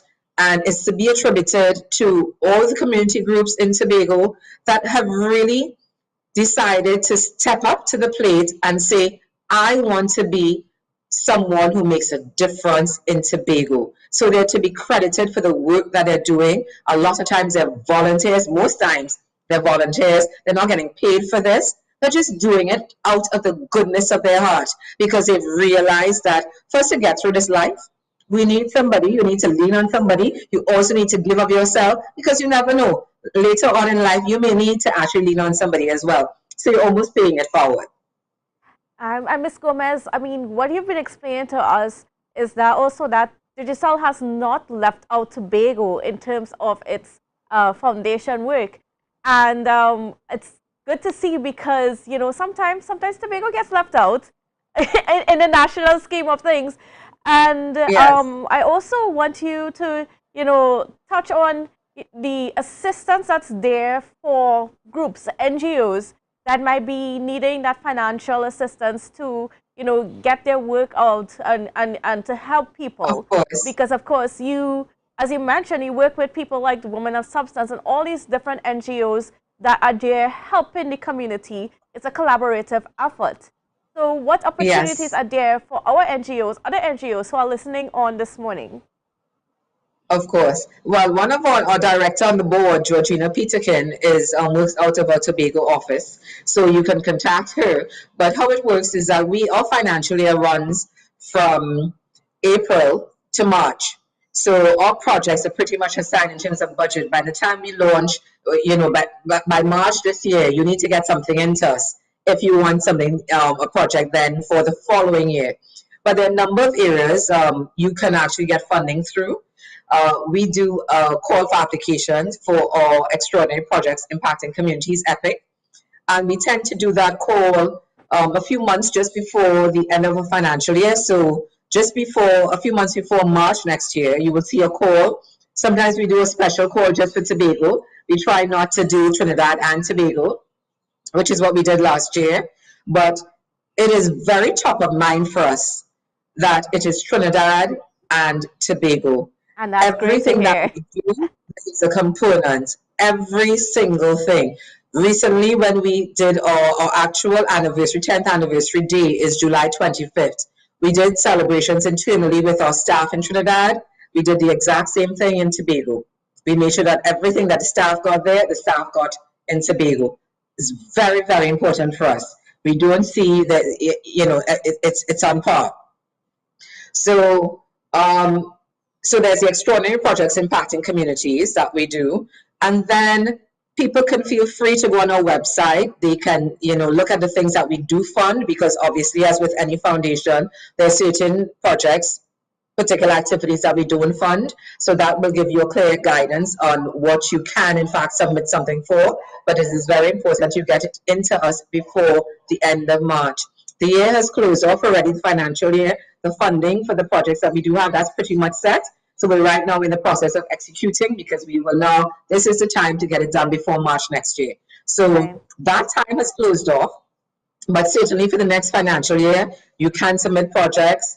You know, this year we're very specific in that everything that we're doing for 10th anniversary of the innovation labs in Trinidad and Tobago. The epic projects that we're doing, as you've seen, some in Trinidad, some in Tobago. The Thai centers that we're doing in Trinidad, in Tobago. So very much parity where that's concerned. All right, Ms. Gomez, I just want to thank you so much. We are out of time, unfortunately.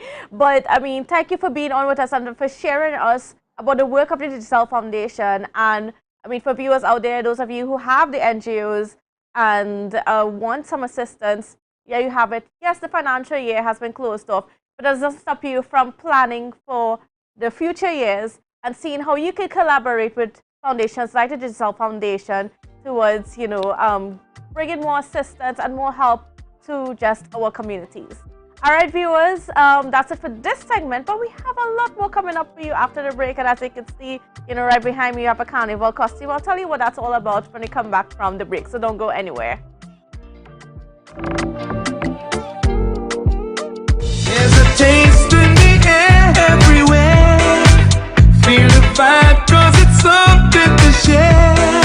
Smooth, rich and creamy, you'll find it right here. Makes you smile, relax a while, it's fun and good cheer. Ooh, enjoy every scoop. Ooh, every taste will get you hooked. We have flavors that you love, a combination special. Come along, enjoy our treats. This is Uncle Pete's. They're the ones. We special and there is no denying. Tobago is number one. I am you and you are me. Together we stronger. Good morning to yeah. Hey. Tobago updates. Good morning, Tobago. Wake up with Candace and Denicia. Let's go. It's a brand new morning. Rise up to a brand new dawning. And welcome back to Good Morning Tobago. And yes, viewers, well, you're going to be seen in a second. Okay, so yeah, I'm standing, well, sitting, not standing, I'm sitting. I'm sitting next to a costume and Mr. Atiba De Leon, and he is from Arcadia, Mass. And of course, we are going to be continuing like all these next 2 months. It's going to be a lot of carnival. So you better get ready for these carnival conversations, because they're going to be a lot on both the morning show and on GMT. But, I mean, so a special good morning and welcome to you, Mr. Atiba. How are you doing? I'm good. Thanks for having me. So we're talking about Arcadia Mass, and you guys had a band launch a few weeks ago. And we are sitting next to one of your costumes for this year. Right. Actually, correction, band launch was the 9th of July. Right. This costume that we have here is part of our theme for 2022, which is Ancestry and Legacy, which is basically telling the tales and bringing to life the characters of our folklore. This one is in particular Sukunya, right? This one was designed by Natalie Fonrose, a well-known, world-renowned designer, right? This piece here is our frontline costume for one of our sections for the carnival. So here you have it.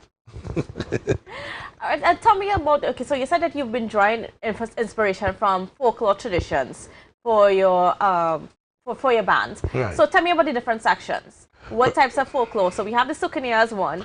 Right, we have the Gandansera, right? We also have Fairy Maid, and we also added we have a section, a band took a section with us, which is Shazam Nation. We added Anansi, right? All these stories and folkloric theories we grew up on. From young, you hear about fairies, you hear about the mermaids, the merman, you hear about the Gangang Sarah, the whole story behind it. So that is what we're trying to put out in the carnival through the telling the history and also incorporating that Tobago heritage within it. And as you could see, a sleek or a touch of some sexiness there as well. Oh, naturally. Naturally, it is carnival after all. Now, what inspired you guys to choose folklore as your inspiration for a mass this year? Right, because the team Ancestry and Legacy, part of our ancestry is that. And part of our legacies, we want to hand down those stories. We try to reinvent or revamp those characters in a unique way. But we wanted to keep this because this band is Tobago centric. Yes. It's probably one of the only bands in Tobago that is the entire committee, the founder, which is myself, band leader, everything.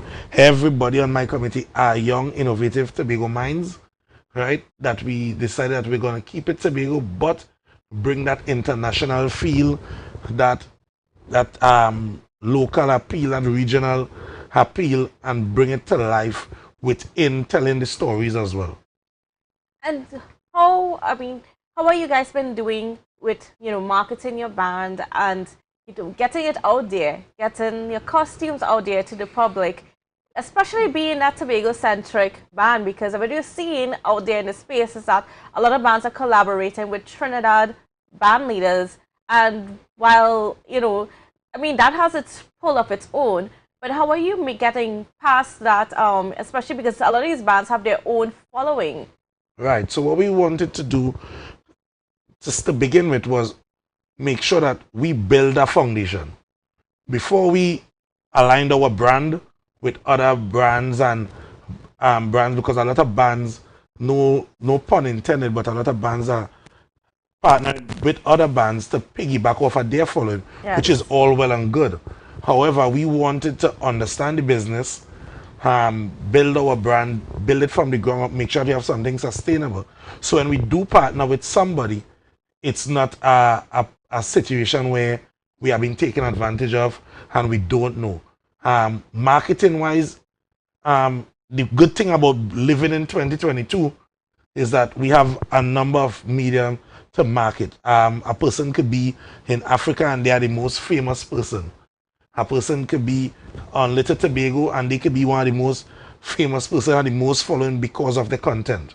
So what we have is a very detailed, intricate marketing strategy that we have. As I said, young Tobago minds, we decided to come to the table, have a good plan, and I could safely say we probably are the most marketed band in Tobago, because we didn't even keep it Tobago. Now this band, as much as it's Tobago based, we wanted to share what Tobago have to offer to the world.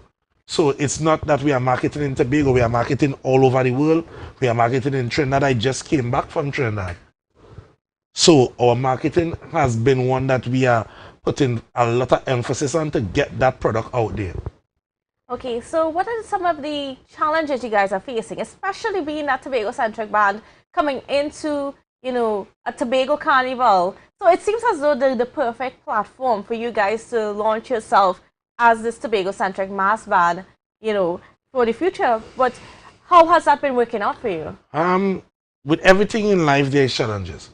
Our biggest challenge as a band and as a fraternity has been the organizing of the Tobago Carnival, right? It's not really about us and the market space, but it's more so the organizational part of it that the mass bands have been neglected in this whole process, in the sense that I think that we don't respect what mass entails.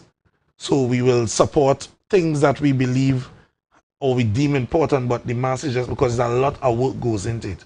And when we now so like with the delay of the itinerary, the routes, the different aspect, the logistics that goes into the carnival, what it does, it sets mass players and masqueraders, I should say, in a mode that they are reluctant and somewhat reserved to play because they don't know what is happening. And with mass, your production is supposed to start at least 6 to 8 months prior. because production takes a lot of time. All these nice gems and beads that we are seeing here, you have to order these things. You have to make it. You have to sew. All these different aspects goes into it. I think that because some of the persons that are in charge of the carnival that don't understand the business of it, because one thing to play mass and see it, but the business aspect of it, to understand the logistics behind it, I believe that a lot of the things that are happening, the little kinks that we need to iron out, and I hope and pray that we do iron them out. This is setting us back in terms of where we want to be, in terms of marketing Tobago, because mass employs a lot of persons. So when you look at a mass band, you look at bartenders, you look at music truck, you look at DJs, you look at security, you look at caterers, you look at decor persons. A lot of persons, people even doing massages are employed, because at your rest point you will have, like with us, we have a masseuse when you're resting. Yes. Some people might have a little cramp, all these different things. And for us to incorporate all these, and most of our caterers, or 99% of our caterers with these services are Tobagonians. And for us to employ them, we have to be able to pay them. All that is money that goes into it. And then the money comes from being able to sell your costumes. Right, so the mantra for this year has been let the masqueraders make the costumes and sell. But coming out of our 2 years hiatus, how many bands have that backing or funding or that money put aside to really do that?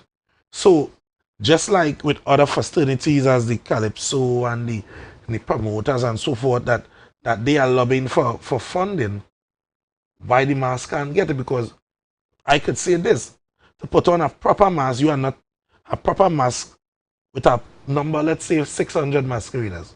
You are not speaking of a budget less than $1 million. That comes at a cost. To whom? The average Tobagonian salary does not accommodate that. The average band leaders don't have it. Now we have to come up with innovative ways, and by the delay in information from the administration, what it does is sponsors now are reluctant to sponsor. And what about, the argument that you all should just have your stuff ready and, the information would come when it comes? There's that argument that's coming from some of those people that are on the committee. And that's a ignorant and an asinine statement, because how am I to get stuff ready? That comes at a cost. And at the end of the day, when I put out, this is business now. Yes. So if we're talking business, when I put out money, I want to at least break even or make a profit.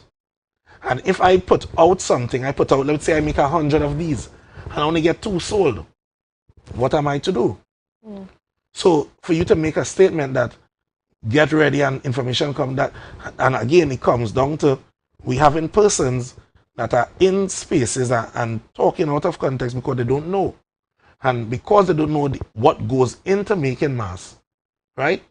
For example, let's say we may look at mud mass, which is very indigenous to Tobago, right? And we will say, all right, this is priority. Yes. Right? Because this is the heritage of Tobago, all these different things, all well and good. But it costs me 100 times more, 100% more to create this than to create mud, because mud is basically free. I'm not knocking it, but I'm saying that at the end of the day, you can't cast everything with one paintbrush. You can't paint everything with one paintbrush. So you can't say that have your costumes ready, and then when we're done, all I go get information. It don't work like that. And now we're also hearing about that there is no competition for mass, for pretty mass. And I know that was a concern, because I've been hearing it from the band leaders and so on, that the lack of competition, and because there's a lack of competition, there's a lack of grant funding. And what is your reaction to that? Again, I look at it as we are having a lot of square pegs in wrong hole, in the sense of if there is no competition and there is no grant, then how am I to create? Now, you want your thing to look good. The 3 aspects of carnival is Calypso, Pan, Mass. And if your mass is behind and it does not look good, because the last day of your carnival, any carnival throughout the world is mass. The parade of the bands, your pretty mass, and that is the showpiece of your carnival. If that does not look good, the carnival doesn't look good. Let's be honest. And for you to say there's no competition, I'm okay with that. But at least there must be some assistance because of everybody's coming out of a situation where we was on 2 years without any form of employment, any form of income. And with the mass, as I said, there's a lot of moving parts that play into it. And the quicker we understand that is the more we'll be able to ascertain what are the cries of the bands, who are the bands that are doing something that separates themselves from the rest. Now, as much as there are issues with that, I will say there are also issues with bands because as it relates to standard, right? I believe Tobago deserves the best. Yes. I believe Tobago should not have a jersey and a pants on the parade of the bands. I believe Tobago deserves the same quality of mass that the world has gotten. Hence the reason why we put all the effort into making sure that we collaborate with the best designers, that we have the best looking costumes on the island, right?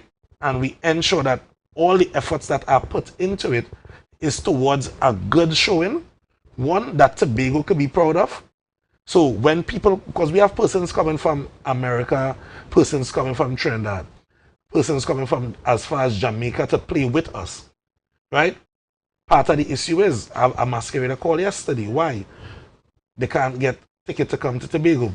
That continues to be that and problem. I'm talking ferry ticket because all the ferry tickets are sold out for that weekend. And the same day that it was announced, the person went to get a ticket can't get a ticket. Yeah. So the access to the island is also a challenge.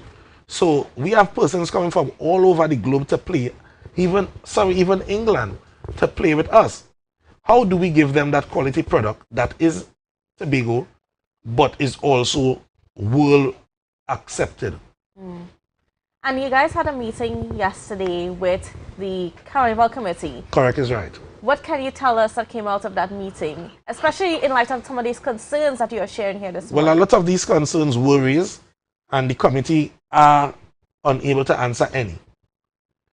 The general remarks or response has always been that is above them, that decision come from above them. And we are saying, and a lot of bands made it very clear yesterday, if you're having a meeting with us and you cannot answer these questions, then let us meet with the exec, let us meet with the chief secretary, let us meet with the people that are making these decisions. Because if you can't answer it, then we need somebody to answer. Because I personally believe that the mass fraternity has been neglected and has been on the back burner. And let's say, put out your stuff and all they make all the money, but it don't work like that.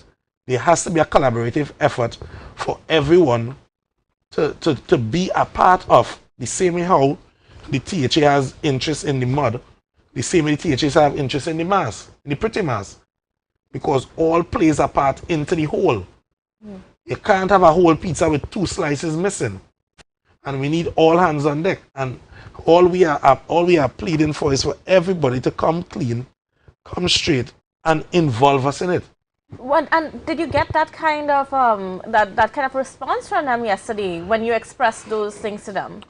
As I said, the response has clearly been we can't answer, we'll carry it to them and we'll hear what they are and that has been it. And I don't blame the persons that were at the meeting. However, it can't be that decisions are being made. Okay, like yesterday the meeting was about the route and so forth that nobody approved or nobody believes makes logical sense. Right? And the logistics is very important. And as it relates to the bands, there is nothing in the carnival for bands other than make your mask and sell your costume. That in itself is a slap in the face. When other aspects of the whole, the other slices of the pizza are getting some form of interest from the THA. You know, and we're not asking for much. And you said something there. Some people are getting is it that they're getting funding? Some people have, it has been highlighted that some aspects will be funded. I've heard it on several. Mass bands. For example, like mud, the THA took special interest in mud, so they getting whatever funding. Then it was, I overheard that there is the promoters that be getting some assistance, but the mass can't. And throwing an event or keeping an event is less logistics than having a ban. And I could say because I've done both. In having a mass ban, as I said, the amount of moving parts are incorporated, the amount of employment that is incorporated, and mind you, if you're minus the costume, it's basically a event. The difference is I have to supply you with clothing now, which is the costume. Yes. So I have to keep an event, which is a band being an all-inclusive, plus I have to clothe you. That is more work. So at the end of the day, you can't come and say that make a costume and sell, and then you're providing assistance for other entities within. Now, you also mentioned that you have issues with the route. Yeah. So can you explain to us or expand a little bit on some of those issues that you guys So have? for example, any carnival or most carnival, a route is a loop. Yes. So you start at point A, you finish at point A. Logistically, it makes sense for your masqueraders. It makes sense for the security of these persons and also their vehicles. Because in carnival, there are elements. So if I start at point A and finish at point B, who is looking at my vehicle at point A? How do I get back to my vehicle at point A? That is our next logistical problem, right? How do I structure my masqueraders? Because at the end of the day, crime is part of the whole, and they're trying to avoid that. And in avoiding that, if I go to Crown Point and I park at Stumpy and I end up at the airport, how do I get back to my vehicle? Who is watching my vehicle whilst I'm at Crown Point? Now, if there's a loop, there's a constant amount of human traffic Going flowing. around, yes. So, therefore, that acts as a form of security, right? So, some of these routes does not cater for that. Then, when we look at road and this width of roads, Crown Point, Roxborough area, it's a very narrow road. So, some of these issues were raised. For the Scarborough aspect of it, which is supposed to be the parade of the bands, part of carnival is viewing. You want bystanders to look at it, and if you have a route that going all the way down through Lambo and come back around, who is looking at you there? Right? So wait, so can we just explain to me a little bit about what that route is going to look like for those viewers who are watching and, you know? Right, so the route that was proposed or brought to us was the Isle of Tobago sign. Yes. Go up to Wilson Road, back out to past Market Square, go to the highway, back down to Lambo Cemetery Street, the first entrance to go in Lambo, Yes. Lambo Cemetery Street, go back onto the back road and come back up to the back of licensing and Shaw Park and come back into Scarborough. That seems like a very long route. It's very long based on the fact of the amount of parts that goes into mass. Who am I to say that each band is going to have 1,000 persons playing? So if you have a long route with 5 people per band, how does that look? Yes. And then Tobago has always traditional. We've had small bands, let's be real. When you look on Carnival Tuesday, normally, you know, and it's quite. So the bands were proposing from the beginning that we want a loop. So if we start at the Isle of Tobago and we go to Market Square and we go to the highway, why not just come back at Orange Hill by Comfort in there and come back around, right? Which is a loop. So bands could start at various points. And from Comfort Inn by the gas station, come all the way to Isle of Tobago up to Market Square, we could have bystanders. Yes. Because let me look at a simple thing. Independence Parade. From Stadium to Scarborough, this year had probably one of the biggest turnouts. I would agree. Right? And the whole route still wasn't filled. Right? So we had to look at the bystanders part of it. And on the highway, let's be honest, it's always an issue with shelter and shading and so forth. So you have to make it one that it could be interesting. Two, if you have all the bands and the route is a bit shorter, then you allow some cluster. In having cluster, it looks good. It looks full and it looks bigger than it actually is. right? And then when we look at persons starting at various points, it allows bands to start at point A and finish at point A, right? So, as I said, there's a lot of moving parts that goes into it, and I believe that we have authorities that they not understanding those aspects of it. But however, we are advising, we are giving our best foot forward, and we are hoping that they could pull it all together whilst we do our part in the background. All right. Well, I mean, it was quite a mouthful this morning. But just before we go, just want you to leave your contact details for Arcadia Band for those who are watching and just want to get on board. Right. So those who want to get on board to play mass with Arcadia In this beautiful souvenir in this beautiful souvenir outfit, we want you to go to www.arcadiamass.com. You could register now. You could go to Arcadia Mass on Instagram. You could go to Arcadia Mass on Facebook. You could call 263-0959, or you could call 737-7299. You could contact any committee member as well for make your down payment, to make your payments. We are on all platforms. We have wire transfer, links machine, everything we have up and ready to take your payments. So get at us and enjoy the real Tobago experience with us on the road. A Tobago-centric experience. Tobago-centric experience. All right, Mr. Dion, we just want to thank you so much for being on set with us and just giving us a little insight onto what's happening out there in the carnival space, especially when mass bands are concerned. And you should be back to talk with us as the situation progresses. Will do. All right, great. Well, viewers, we have a lot more coming up for you after the break, so please don't go anywhere.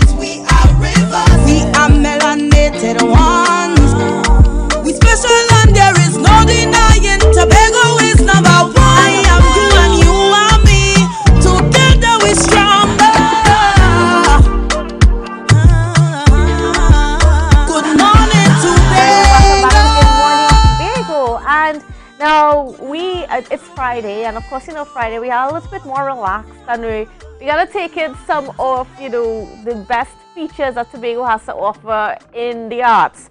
And one of those persons is in the form of Miss Ray Marie, and she is a singer and songwriter, and she's gonna be here talking to us about Falling, a single and a video release that she has for us. So a special good morning and welcome to you. How are you doing? Good morning, I'm good. Thank you for having me. All right, so for the viewers who don't know who Ray Marie is, okay, what can you say? My name is Rihanna Guy, but my singing name will be Ray Marie. Well, it has been a long process, you know, this whole musical thing. I've been singing since I've known myself, but I took it serious in high school. I was in a band and all of that. And then I went to university. I kept singing here and there for different events. I came back to Tobago, and I finished my degree in 2017, and I was home, I was unemployed, and then I was, you know, getting a bit frustrated. I started to ask God what it is that I have to do. You know, I have this singing talent, and you know, it just, like, in that moment, everything just hit me, and I just started writing a song. Like, I went to the toilet, and this chorus was in my head. It's actually not the song that I'm gonna debut. I was working on another song, but that's not ready at the moment. I wasn't getting it to go how I wanted.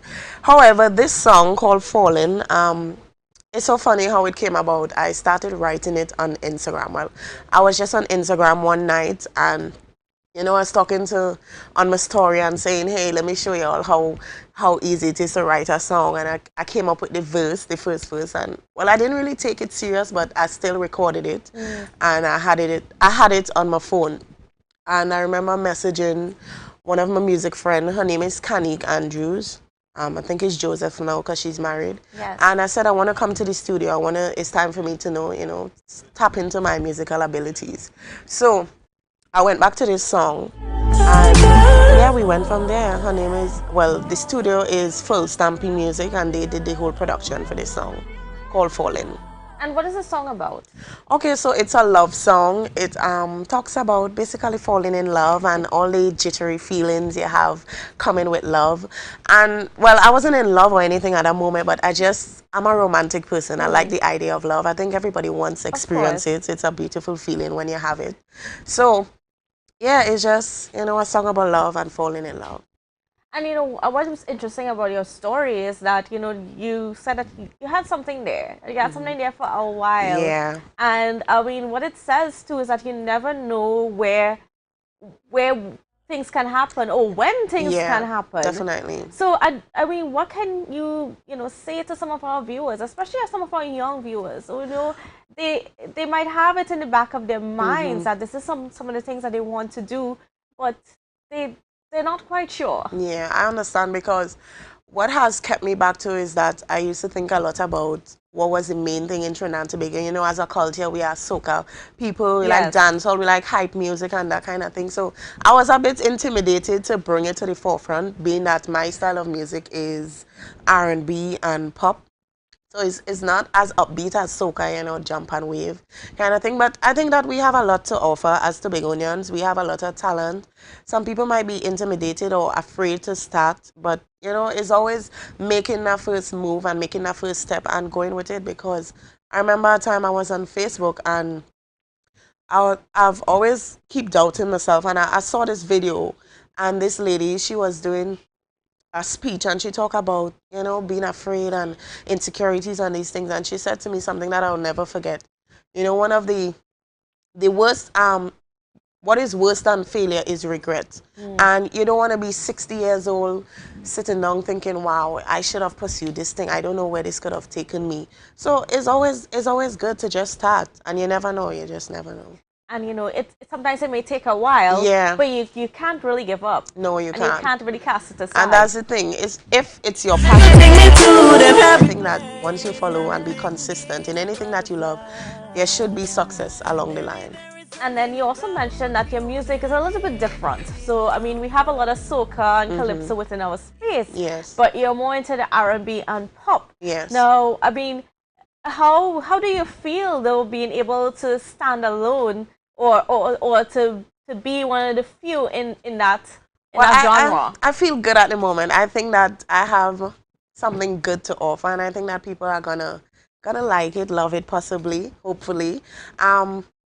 Yeah, but my platform I'm aiming for is international, so that kind of global international music. And you could take it there with the R&B and the pop.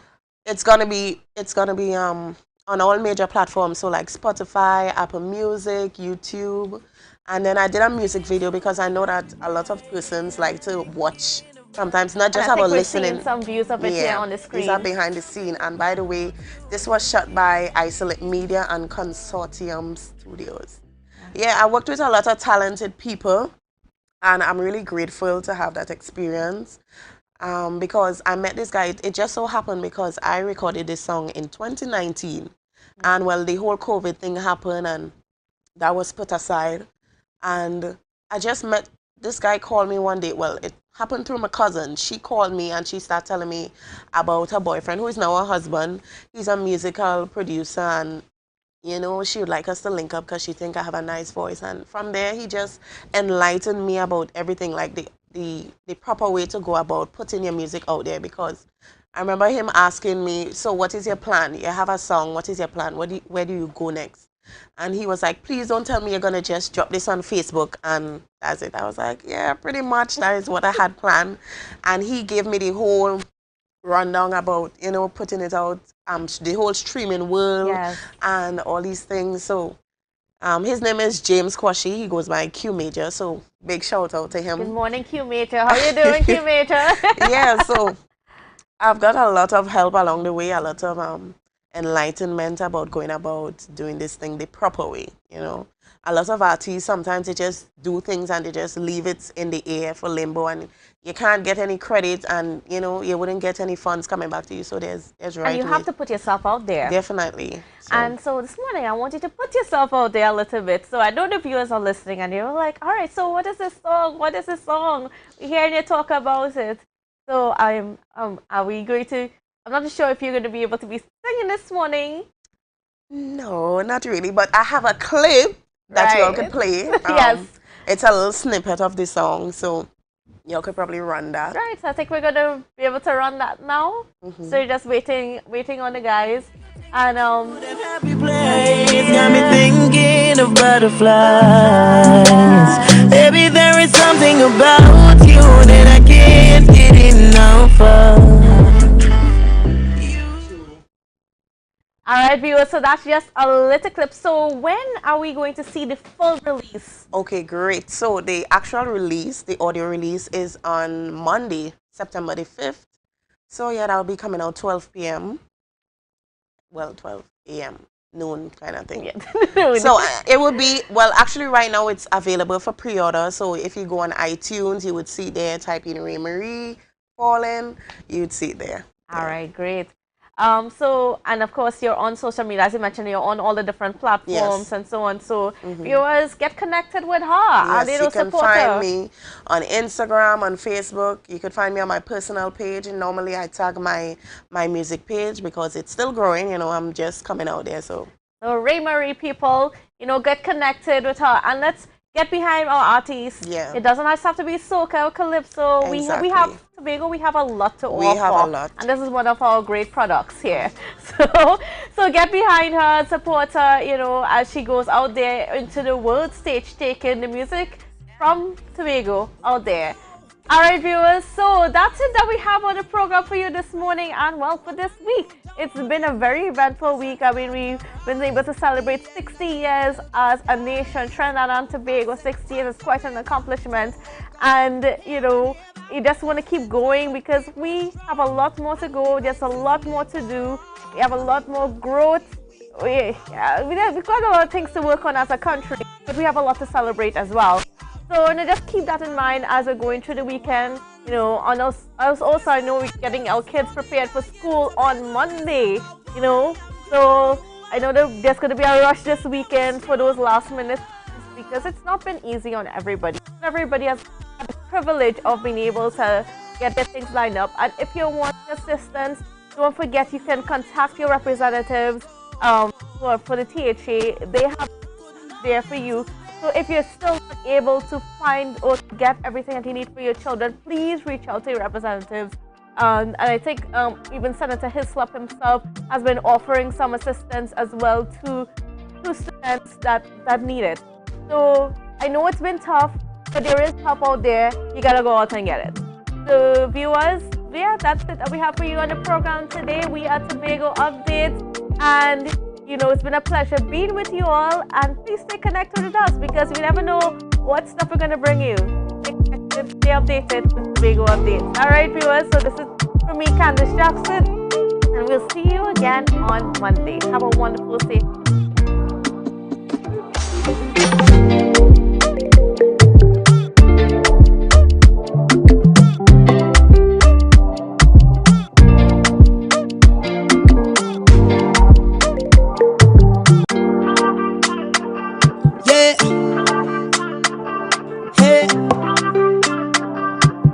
Tobago updates. Good morning, Tobago. Wake up with Candace and Denicia. Let's go. It's a brand new morning. Rise up to a brand new dawning as the passion start to rise.